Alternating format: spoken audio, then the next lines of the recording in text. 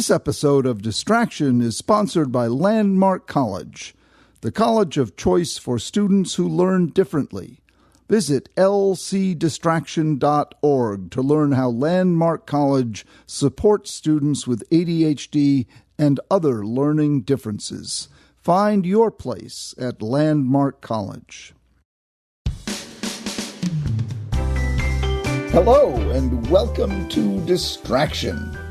This is Dr. Ned Hallowell, and today I'm going to be responding to some of the questions and comments we've received from our listeners. I always tell you how much we love getting them and that we will answer them, and so today I'm making good on that promise.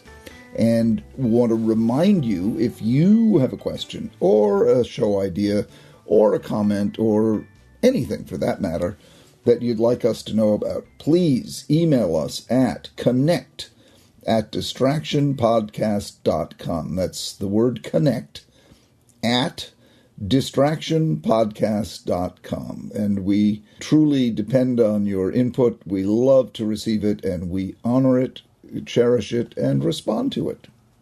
So, to prove that point, let's get started. My estimable, wonderful, stalwart, and in every other way superior producer, Sarah Guertin, joins me now, and she will be reading me your questions. Sarah, what's the first question for me? Well, hello and thank you. And this first email we received was in response to the Breakthrough Non-Medication Treatment for ADHD episode about the Zing Performance Program. So the listener writes, "Hi, Ned and staff. One of the strange characteristics of my ADHD and that of my ADHD twin brother and ADHD son is that we seem to have a balance gift. We all skate, ski, and do other sports as if we have a special gift for balance. This is almost the inverse of the cerebellum argument. Any thoughts on this? Thanks, Caroline." She adds a P.S. "I just found out that I was ADHD at 65. What a gift. It has explained so much in my life. Luckily, my mother, who had ADHD, taught me about lists and time management early on. Seems it was a main coping device." Well, first of all, Caroline, thank you so much for your question, your comment. Actually, the Zing program, and just for those of you who have not heard about it, it is a non-medication treatment for ADHD that, in my opinion, is the biggest breakthrough we've seen in my 40 years of working with this condition.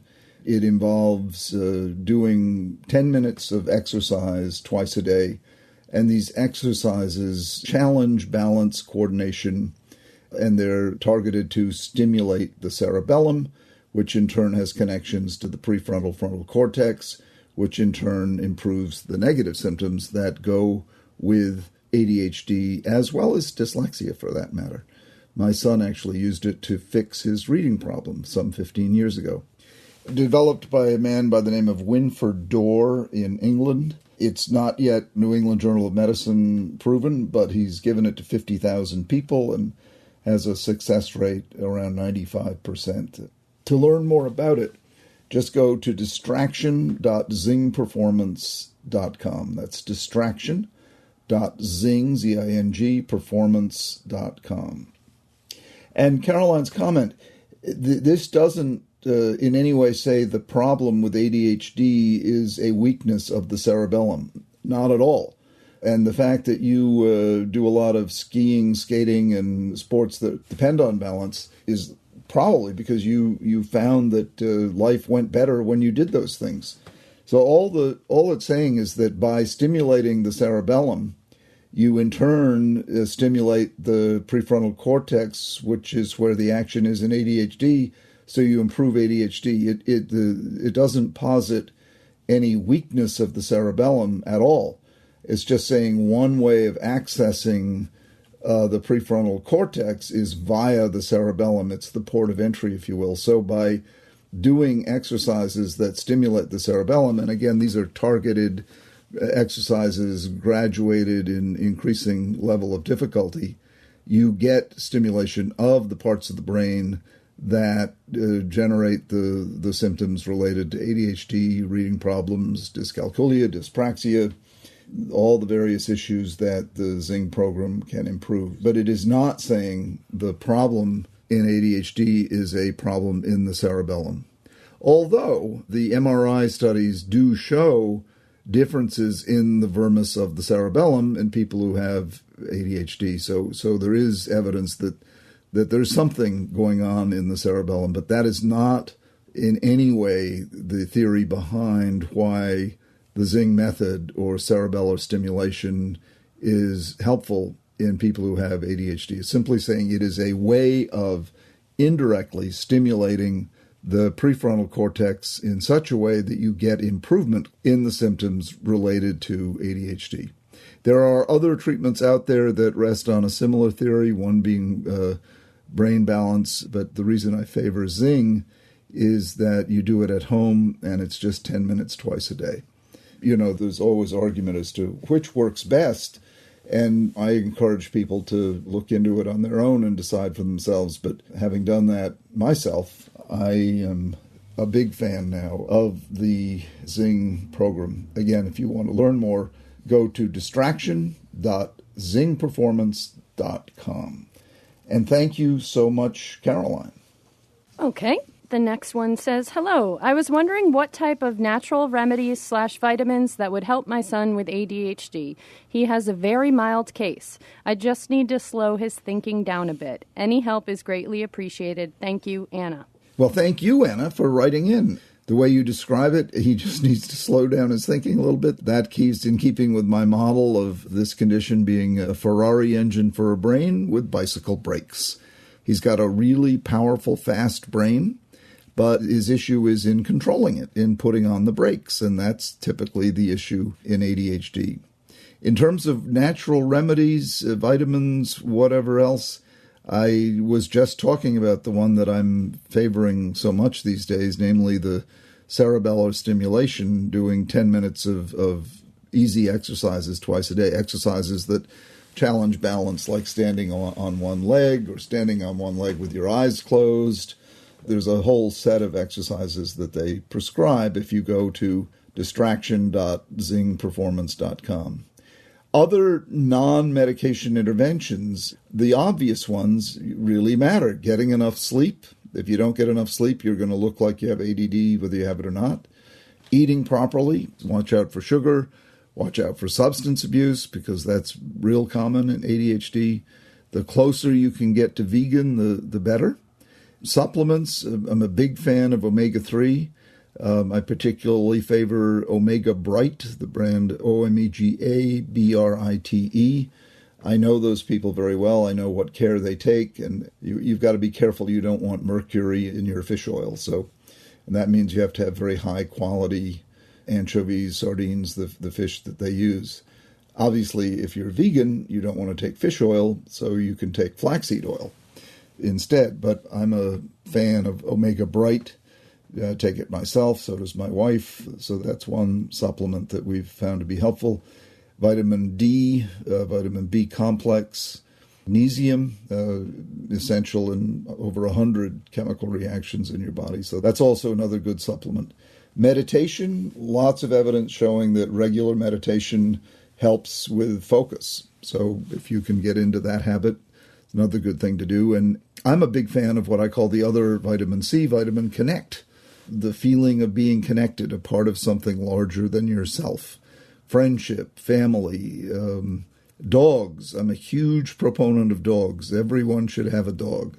If you possibly can have a dog, get a dog. It's good for you in every way imaginable. So that's an overview of the natural ways of improving ADHD without using medication at all. Thank you, Anna. This next listener writes, I have recently discovered your podcast and am really enjoying all the topics you have covered so far. I recently discovered that Parkinson's and Alzheimer's are dopamine-related conditions. While I have no medical background, I worry because I have ADHD and a family history of Parkinson's on my mom's side and Alzheimer's on my dad's. Is there indeed a connection between these conditions, and is someone with ADHD more or less likely of developing them later in life? If so, what can I do now as a 30-year-old male to reduce my risk? Thanks so much for all your work, PG. Thank you, PG. The short answer is we don't really know as to what to do to reduce risk. Live healthy. I mean, we don't have any specific steps you should take other than to keep using your brain as much as possible, to get enough sleep, eat properly, get a lot of physical exercise, take up meditation, and maintain sustaining, warm, connecting relationships with people and dogs. And beyond that, genetics will take their part. But remember, you can modify the influence genetics have by how you live. And so the points that I just made are the best ones to reduce the risk of Parkinson's or Alzheimer's becoming problematic in your life. Just follow that advice. Again, get a lot of physical exercise, eat as healthy as you can, avoid substance use, have warm, sustaining relationships, take up meditation, get enough sleep, and use your brain. Try to engage every day in tasks that involve an access for creativity, access to satisfying curiosity, and stretching your mind, thinking, solving problems. Do the Times crossword every day, or whatever your version of a puzzle might be. Those are all good for your brain. Enjoy life, warm relationships. They're good for us. They really are good for us. It doesn't have to be painful to be good for you. There are things in life that are good for you and fun. Making love, for example, that's good for you and it's fun. Friendship is good for you and fun. Walking with your dog, good for you and fun. Doing something you love to do, playing an instrument, good for you and fun. So, you can fill your life full of things that are good for you, good for your brain, good for your soul, good for your body, and that are fun. And if they're fun, you're more likely to continue to do them. So try to have a list of things that are good for you and fun. You will not only reduce your risk of various diseases, not just the two you mentioned, but extending your life for sure. Thank you, PG, for your email. Okay, I have one more for you. Helen wrote, "Hello, I listened to the podcast and it was just what I needed. Thank you so much for sharing your thoughts on hopes. Dr. Hallowell mentions he wanted to give his children the childhood he didn't have. Has Dr. Hallowell written a memoir? Looking forward to your future podcasts." Well, thank you so much for your question, Helen. I appreciate it. And yes, indeed, I have written a memoir. Came out last year. It's called Because I Come from a Crazy Family, The Making of a Psychiatrist. And the first half of the book is about my old New England WASP family and the various adventures we had. And they're crazy, but I loved them. It's a celebration kind of memoir. And then the second half is about my early training in psychiatry, and also that's a celebration. It's not at all about ADHD. It's about what I did before I got into the world of ADHD, and it does show that you can have a childhood that was pretty chaotic and still find love and a productive adulthood. And of all my books, in many ways I enjoyed writing this one the most because I didn't have to give any advice. I just told stories, and if you read it, I'd love to hear what you think of it. Please write to me and tell me what you think of it. My email address is drhallowell@gmail.com. That's drhallowell, HALLOWELL @gmail.com, and I'd love to hear from you directly. Otherwise, of course, write to the show, connect@distractionpodcast.com. Thank you for thanking me about hope. Living this life is all about stoking each other's hopes. Being a dream maker, as my friend John Croyle used to say, be a dream maker, not a dream breaker. Try to stoke up dreams, stoke up hopes. Most of them don't come true, but some of them do. I can't remember who said that. Was it Wayne Gretzky or Michael Jordan, one of them? But keep taking shots, keep shooting. And the fun really is in being in the game. It's not necessarily scoring and winning, nor is the worst thing losing. The worst thing is not being in the game at all. So my hope for all of you listening is that you stay in the game as long as you possibly can. Let me join you there in stoking up your hopes, and I hope you enjoy whatever you're doing wherever you are. Well, that's it for today's show. Thank you so much for listening. Please send us more questions. We love getting them. I love answering them. Just so you know, I don't read them in advance.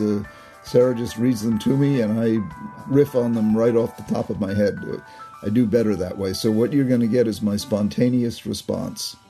Thanks so much to Caroline, Anna, PG and Helen for their questions. And please, please, please, if you have a question or a comment, anything you might want to tell us, a show idea, some way you think I made a mistake or something you think I overlooked, please record a voice memo on your telephone or write an email and send it to connect@distractionpodcast.com. Again, that's connect@distractionpodcast.com. Distraction is a production of Sounds Great Media. Our producer is the extraordinarily talented pixie-like Sarah Guertin. And our recording engineer and editor is the massively muscular and brainy Pat Keogh.